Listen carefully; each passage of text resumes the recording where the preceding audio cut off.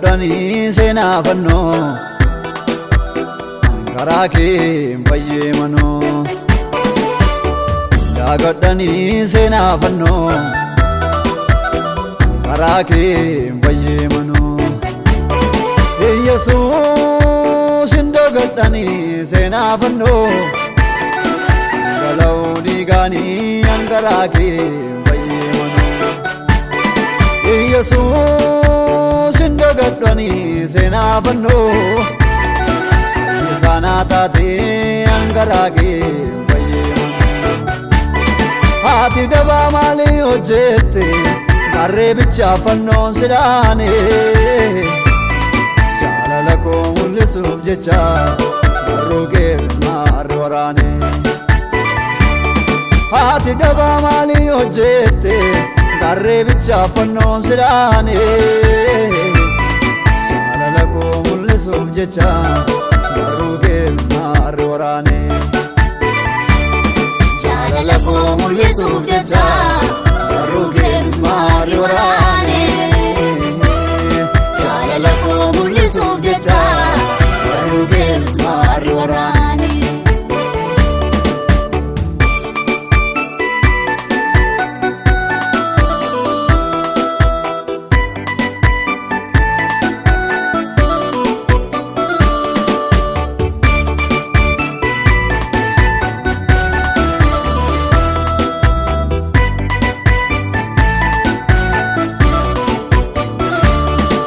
Jesus ilmi waaqayyo gadab deebisee biyya lafaa dhufe karaa isaan irraa mo'ame duuta fuula kootiin irraa kufe Jesus ilmi waaqayyo gadab deebisee biyya lafaa dhufe karaa isaan irraa mo'ame duuti lubbuu kootiin irraa kufe Jesus inacha saahibu dhablate barro harka isaa bilmaara dhablate bukoodhu olfatera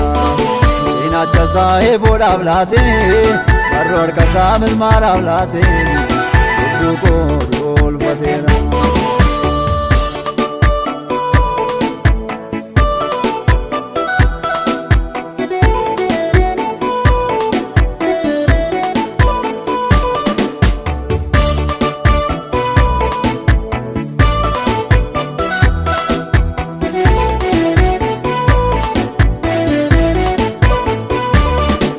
Jalalle firrana majallatu lubbu salate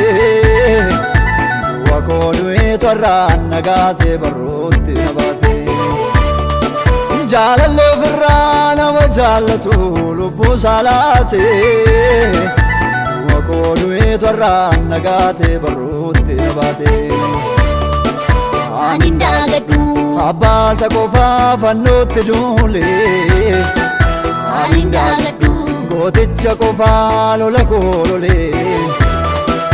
Aninda gadu Abbasa kofa jirma jiraabate Aninda gadu Biftum bayina garasana baate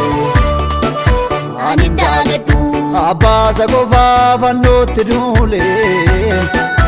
Aninda gadu Goticha kofa lola kolole Aninda gadu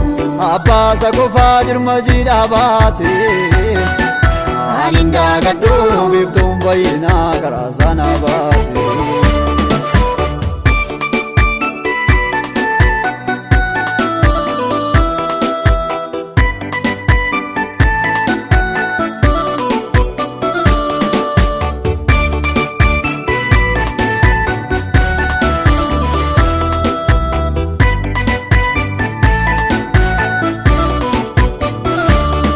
Varegetu ananege